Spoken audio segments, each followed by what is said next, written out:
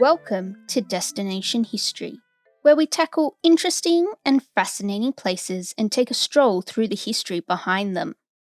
Today's destination takes us to ancient Italy. This seaside town was one of several that was swallowed by the devastation of Mount Vesuvius. Lost for centuries and then found by accident, this discovery allowed the modern world a unique insight in the lives of our ancient ancestors. Join me as we take a look at today's destination, Pompeii. Back in the day, some might call it the Bronze Age, the city of Pompeii was settled at the mouth of the river Sarno. What those earlier Pompeians didn't know was that the escarpment they were building their town on had been formed when the seemingly unresponsive mountain next door had erupted long before they arrived. While the eruption wasn't actively in living memory, there were still stories about it. For example, in Greek mythology, there is a legend about Hercules fighting giants in a field of fire right near where Pompeii was being built. Pompeii's neighbour, Herculaneum, was even named after this legend. Field Museum geologist Philip Janey adds a little more. Vesuvius is actually inside the exploded skeleton of an older volcano. If you look at an aerial photograph, you can see the remaining ridge of a much larger volcano on the north side. It's believed that around the 8th century BC, the Greeks were the main landholders in the Campania region where Pompeii is located. And it was the Greeks and even some Etruscans that went around settling down in the beautiful landscape. But when the Syracusans came along in 474 BC, the good old Etruscans were defeated at the Battle of Cumae. The local Samnites wandered down over the mountains and began setting up shop. They were so good at it, in fact, that they started turning on each other. And when full-out war broke out in the 3rd century BC was when the Romans decided they had had enough and started exerting their influence in the region. Pompeii started seeing the effects of being associated with Rome in the 2nd century BC, when the Bay of Naples became quite the spot for wealthy Romans on vacation. Even back then, the rich got fat on beaches while the rest of us slaved away. Pompeii and the surrounding region of Campania wasn't only popular for its coastline. They had the good fortune to have a beautiful climate, and because of the volcanic soil, great agricultural activity, especially for olives and grapes.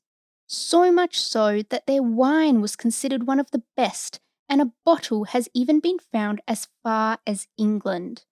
They were also well known for their fish sauce, or garum. It was basically like tartare sauce today, just with a whole lot more fermenting. In the region, Pompeii was a pretty important inland port.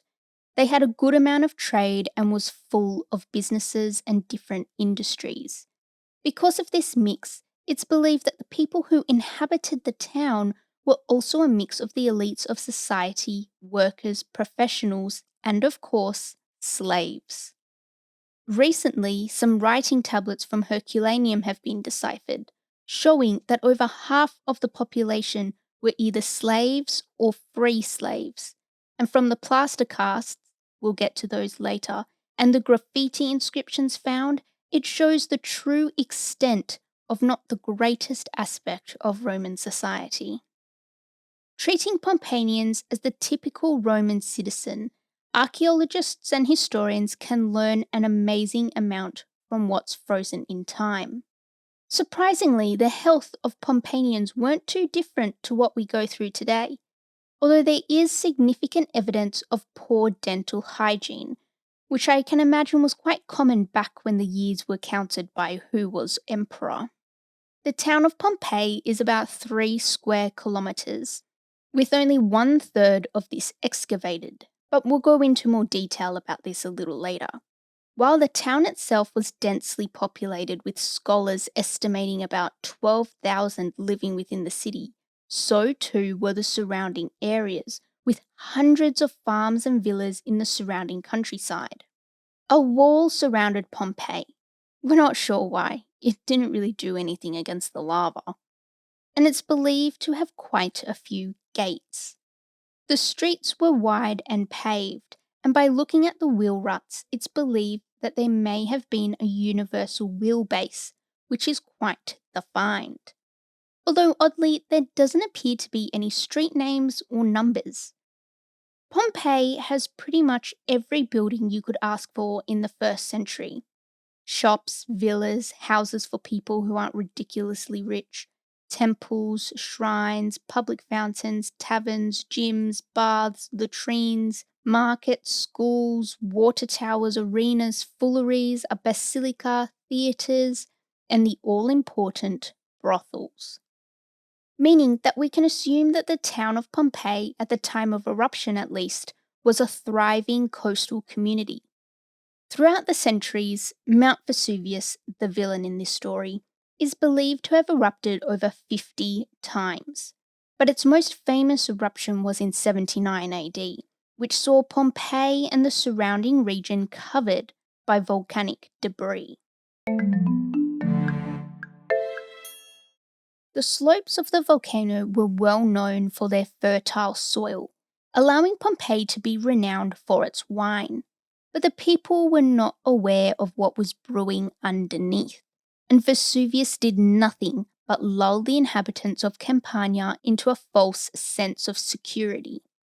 After all, how bad could something be if it grows grapes that create a fantastic grape juice? Despite the alcoholic reassurance, Vesuvius did give the residents a pretty big warning. About 15 years before the eruption, there was a massive earthquake, which would have measured 7.5 on today's Richter scale. Understandably, towns were badly damaged, even as far away as Naples, and the death toll was likely 4 figures.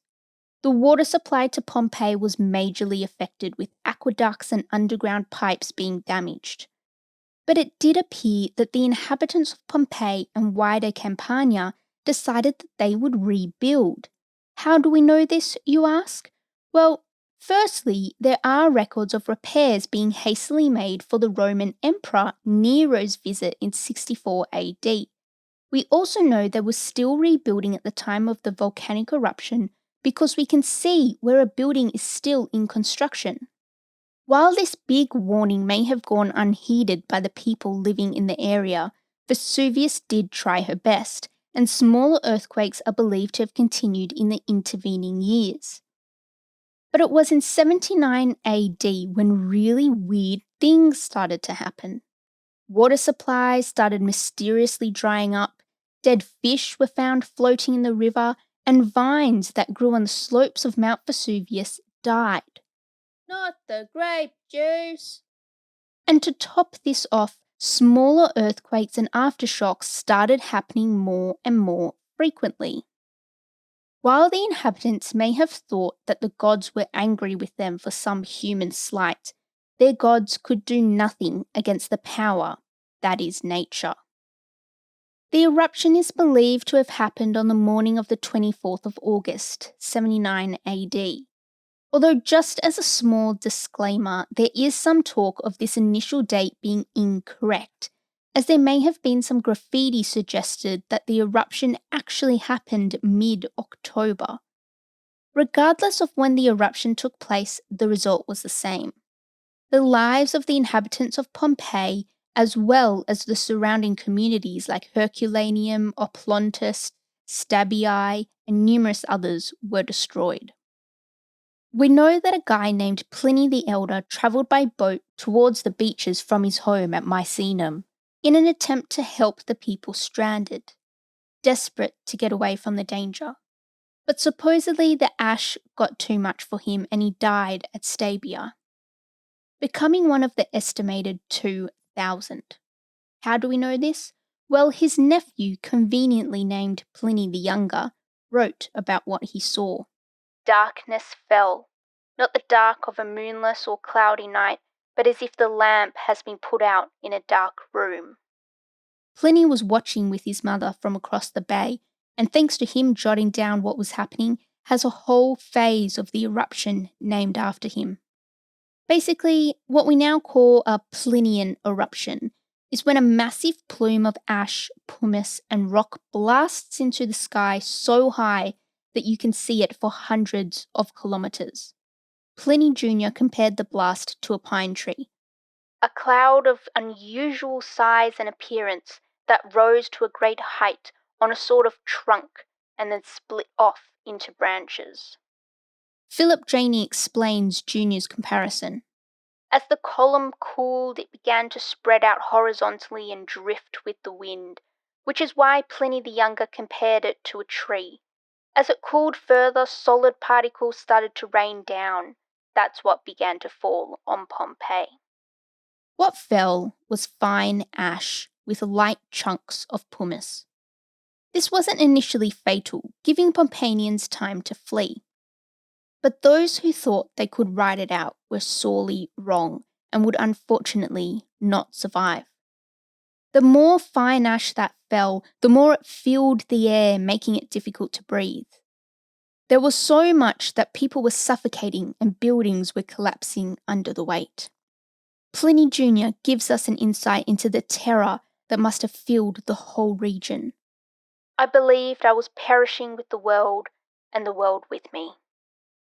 About 14 kilometres to the northwest, Herculaneum was experiencing the eruption in their own way. A pyroclastic surge had come storming down the mountain, pretty much obliterating everything in its path. But what is a pyroclastic surge, you may ask? Basically, it's a surge of superheated poisonous gas that moves ridiculously fast. Here's Janey telling us just how fast. Pyroclastic surges move quite rapidly, between 50 and 100 miles per hour. You can't outrun them. You don't even get much warning. And that's what Herculaneum was dealing with. Some Herculaneums had the time to flee to the beach, most likely in the hope of escaping by boat, but they would not survive. We know this because archaeologists in the 80s found about 300 remains in the boat sheds. But if you had survived the first surge, there really wasn't much hope because there were 12 surges overall, which explains why by the end, the city was under about 16 metres of volcanic ash and rock. Pompeii didn't escape the pyroclastic surges either. They didn't have as many as Herculaneum, only 3, but they came at the worst time. Just as those who had sheltered inside thought it was safe to come out, the pyroclastic surge got them. Once the eruption had finally ended and Vesuvius once again fell silent, the entire landscape looked different. Pompeii, Herculaneum, and other surrounding towns had disappeared. It's estimated that a total of 16,000 people were killed, 2,000 of those being from Pompeii. Buried under 6 to 7 metres of rock and ash, Pompeii and Herculaneum were abandoned and eventually forgotten. But there was one good thing that came out of the eruption. With both the towns hidden from the world, the life that was lived at the time of the eruption was preserved, allowing those in the future, like us, to peek into the past. The German poet Goethe had the great insight to say when he was visiting Pompeii in the 1780s. Many disasters have befallen the world, but few have brought prosperity, so much joy. It was the poet Statius who not too long after the eruption said, "When this wasteland regains its green, will men believe that cities and peoples lie beneath?" And as the decades and centuries rolled by, the covered cities were forgotten from living memory. For those who came across the covered Pompeii, it was a time for treasure hunters who fancied themselves archaeologists. But Pompeii has indeed survived through it all, allowing our modern eyes to feast upon the everyday of Roman life. It was the Italian architect Domenico Fontana in the late 16th century who stumbled upon the Pompeian ruins when he was digging a canal. But not much really came of his discovery. It wouldn't be until 150 years down the track before the city was actively excavated. 1748 was when a group of explorers came upon the site and rediscovered it, finding Pompeii surprisingly intact under the ash and debris. But alas, those early archaeologists were not interested in preserving the site of Pompeii. They were more interested in taking home the treasures and general shiny things they found around the place, meaning that records are pretty much non-existent. Not great for a modern historian. It wasn't until the 1860s when Giuseppe Fiorelli strolled onto the scene, blessingly bringing some order to carnage. But we're getting ahead of ourselves. It's believed by numerous scholars that Pompeii's excavation played an establishing role of the neoclassical revival throughout the 18th century. The wealthiest families of Europe had a knack for displaying art and objects found at Pompeii, and drawings of the buildings even influenced architectural designs of the century. The extreme preservation of Pompeii has been invaluable in terms of our insight into the ancient Roman world, meaning that Pompeii can even be classified as the richest archaeological site in the world. Director of the British School at Rome, Andrew Wallace Hadrill, discusses ancient cities that weren't as lucky on the preservation side of things. If an ancient city survives to become a modern city, like Naples, its readability in archaeological terms is enormously reduced. It's a paradox of archaeology. You read the past best in its moments of trauma. The first phase of the excavation was pretty destructive. Paintings and frescoes were stripped from the walls and framed or damaged beyond repair through shoddy work. Most of the artifacts went to the private collection of the Bourbon king, Charles III. Today, this collection lives at the National Museum in Naples. Some buildings that were uncovered and stripped were actually backfilled with the removed ash and debris. Scholars famous at the time were horrified at this, and with this added pressure, a lot of the destructive practices were stopped, but the wall paintings continued to be stripped. By the end of the 18th century, there were two major areas that had been excavated by Carl Weber and Francesco La Vega. Even though practices were pretty lax back then, they both kept detailed records of what was going on and even made precise drawings of what had been uncovered. When the French came to Naples at the beginning of the 19th century, the methodology of the excavation changed. They focused on excavating the town in a more systematic manner, mainly starting in the west and moving to the east. The French sorted stuff out and organised everything, even creating itineraries for visiting scholars and very important peoples. With the French rule over and the return of the Bourbon king, Ferdinand I, surprisingly the French method continued. But without French money, funding started drying up. But by the time 1860 rolled around, almost all of the western section of the town had been excavated. Pompeii has been the focus of archaeological digging from its discovery in 1748. That's over 250 years, having random people poking you with trowels. You'd reckon there wasn't a whole lot left to learn and discover, but that's what's surprising about Pompeii and the other forgotten cities. We still don't know about every aspect of how these ancient people went about their day. Pompeii as an archaeological site is the longest continually excavated site in the world. This is Steve Ellis, who is a classics professor at the University of Cincinnati and the co-director of the Pompeii Archaeological Research Project at Port Stabia. Because of this, what we find in Pompeii is that every step in the development of the science of archaeology was tested out in Pompeii, with mixed results. It was the director Giuseppe Fiorelli who created an entirely new system for the excavation from 1863 to 1875. Previously, excavators would start with excavating the street and then uncover a house from the ground up, but Fiorelli thought it would be better to start at the top and work down. meaning that it would be easier to preserve everything that they came across, and they could effectively figure out how to restore the buildings and their interiors. Unfortunately, during this time, the stripped frescoes and mosaics continued to be sent to Naples. Fiorelli could have been French. He was into organisation. He divided the topography of the town into a system of regions, insulae, and domus. And what he is most famous for, he's the one who developed the plaster casts.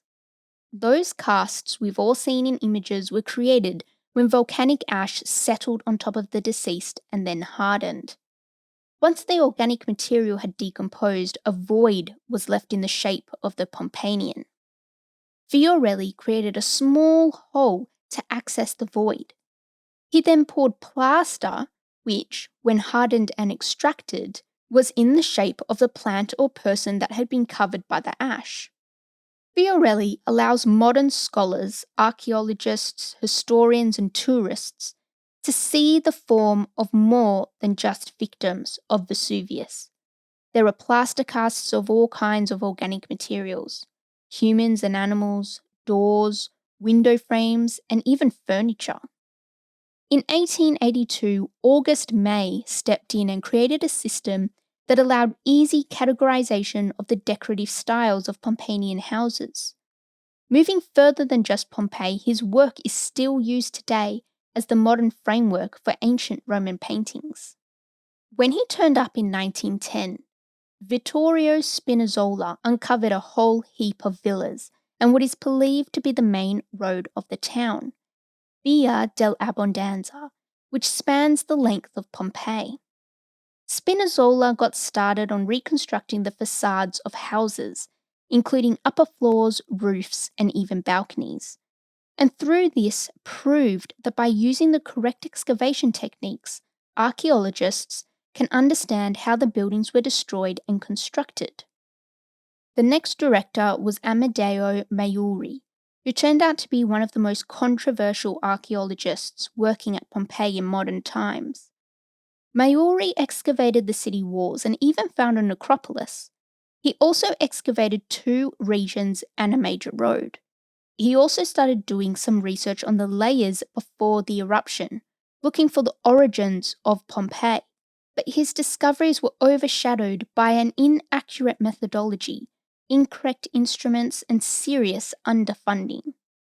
So nothing was restored all that well, and Maiuri's work was eventually abandoned.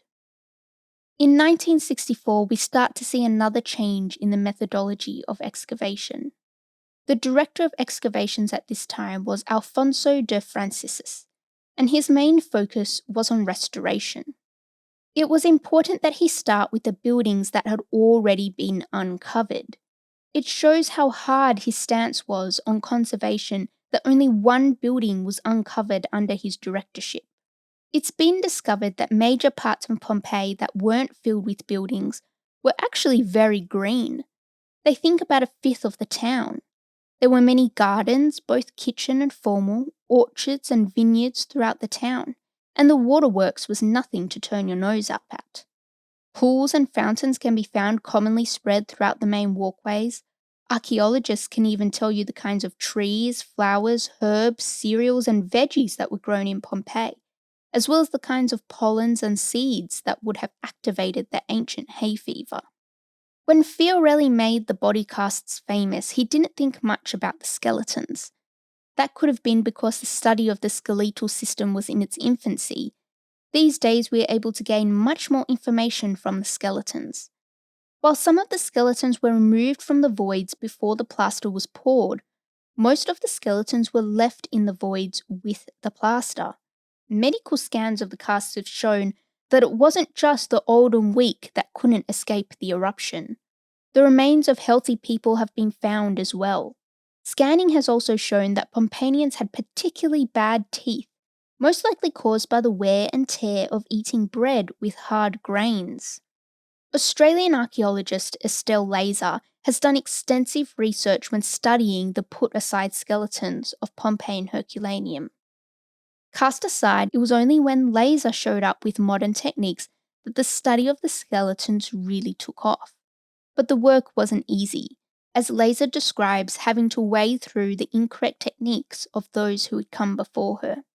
The human bones were not discarded but stored in piles, along with other finds from Pompeii, in ancient buildings on the site that are not accessible to the public. The bones became mixed up and were left largely unstudied for centuries. Moving away from the deceased and towards their written words that remain, written records have been found in the form of electoral notices, wax tablets, signs, seals, and even graffiti. Some people would carve their names like modern graffitiists, but some were used to display insults. My favourite, Chios, I hope your piles irritate you so they burn like they've never burned before. Only about 44 of the 66 hectares of Pompeii have been excavated. The remaining 22 have been left covered on purpose in an attempt to preserve the hidden treasures for future generations and advanced technologies. A consolation to future archaeologists should be that because of the extra pyroclastic surges, Herculaneum is actually better preserved than Pompeii. Pompeian buildings collapsed under the sudden weight of the falling ash, but the pyroclastic surge at Herculaneum preserved the whole building, double stories included. The last time Mount Vesuvius was active was only in 1944, but because of the location of the surrounding towns, it remains one of the most dangerous volcanoes in the world. Supposedly, a catastrophic eruption is due any day now, but they've been saying that for a couple of decades, which just shows our lack of knowledge in the why of eruptions. But another eruption would be absolutely devastating to the 3 million who live within the 32 kilometres of the volcano. Thankfully, modern science and archaeology have moved away from the treasure hunting of the old times, and those buildings still left to be excavated have remained that way. But there are still researchers from about 20 nations at Pompeii whose job it is to record and analyse the excavations made by those that came before them. They introduce new science into the discoveries and use modern methods to preserve what has been uncovered. But the biggest threat to Pompeii now is exposure to the elements. While under all that ash, the town was protected from the sunlight, humidity, and rain. But now they are open to the world. They not only have to contend with nature, but also with the feet and natural skin oils of the millions of tourists that wander through. Conservation is becoming the most important issue, more so than the restoration of the uncovered buildings, with the current administration of Pompeii under Pietro Giovanni Guzzo being incredibly diligent in focusing on preservation. Modern science methods are now almost entirely digital. These techniques have the advantage of being cost-effective, producing more effective results with less harm to the subject. This is all done by the American Pompeii Quadriporticus project.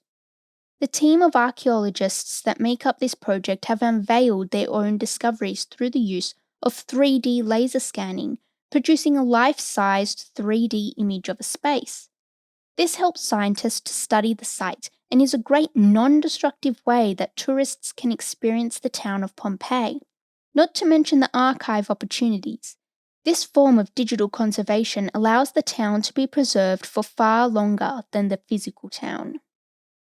And don't even get me started on the 3D printing possibilities. The project's coordinator and Stanford University's Gary DeVore goes on to say, as an archaeologist, I'm part of that process in the way that I document what gets dug out of the ground. Since archaeology is destructive, we destroy bits of Pompeii as we go along, so it's incredibly important that we record in great detail with the ability to recreate what we've taken away afterward. That's how we're part of the conservation of Pompeii. The discoveries of treasure from Pompeii had a massive influence on the Enlightenment age, providing a lot more to talk about. This was helped by several books written on the effects of the eruption, such as The Antiquities of Herculaneum Exposed. Soon, a new neoclassical influence emerged among philosophers. Artists and makers of all kinds took influence from Pompeii and Herculaneum. It also increased a new sense of education. Almost every country in Europe opened an academy in nearby Naples or a bit further north in Rome for those studying the towns.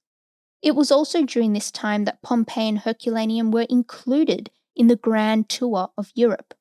Andrew Wallace Hadrill even says, "From the 1760s onward, the Grand Tour through Italy was considered by the aristocracy of Europe to be a necessary part of growing up." As people gallivanted across Europe, they kept quite detailed diaries, and some of the diaries led to what is now modern archaeology and the discovery of other lost towns throughout what used to be the ancient world, particularly in Italy and Greece. The discovery of Pompeii is massively important to how we view the ancient Roman world today. This is because the buildings left behind only offer a glimpse into a popular part of the culture. Think the Colosseum. And those texts that have survived fail to explain the nuances of what they're talking about. And this isn't anything new. Everything you read today comes with an amount of assumed knowledge. But Pompeii and Herculaneum show a peek into the past and what daily life was like in ancient Roman society. Not just in the stuff that have survived centuries or exciting stuff like treasure, but for the little things that one has to do every day. After the eruption and the seismic activity that followed in the centuries since, Pompeii is now actually 2 kilometres inland. Back in the day, it would have been much closer to the mouth of the Sarno River. Today, you can pop into Pompeii at any time of the year. At the moment, the main focus is conservation and preservation, which means that the increased numbers of tourists every year are not helping with that endeavour. Pompeii and Herculaneum are effectively open-air museums, but when tourists walk, touch, and in the worst cases deface these ancient buildings, they are obstructing our contact with the ancient Roman world. Thankfully, there is still a significant portion of Pompeii and Herculaneum that is yet to be excavated, meaning that the future will hold many more discoveries when it comes to these 2 towns. It was in 1997 that both Pompeii and Herculaneum were collectively made a UNESCO World Heritage Site. While we mainly focused on Pompeii in this episode and only touched on Herculaneum, I would highly recommend reading into it, because while its story is similar to that of Pompeii, it has some distinct and interesting differences, especially in terms of how the town was buried, rediscovered, excavated, and the conservation techniques that are happening today. I'll add some links that might be interesting to our website under the related articles section. If you want to learn more about the individual villas, houses, public places, taverns, streets, and of course brothels, head over to the Pompeii site website. I've chucked a link in the show notes, and you can also find one on our website. They have an interactive map and some cool information on what the town is all about. If you had fun and feel as if you learned something, give us a subscribe and a review. And even if you didn't learn anything, or even like us, give that button a click anyway. You can find us by searching Destination History in all your major social media platforms, podcast providers, and Google. When you subscribe, you'll get an update for any new episodes coming your way, so you won't miss out on any exciting destination historical content. As always, all links spoken about, images, resources used, and way more can be found on our website at destinationhistorypod.com. And if you have a building, place, or area of significance that you would like to learn more about, shoot through an email or a message and I'll see if I can cover it in its very own episode here on Destination History. See you next episode.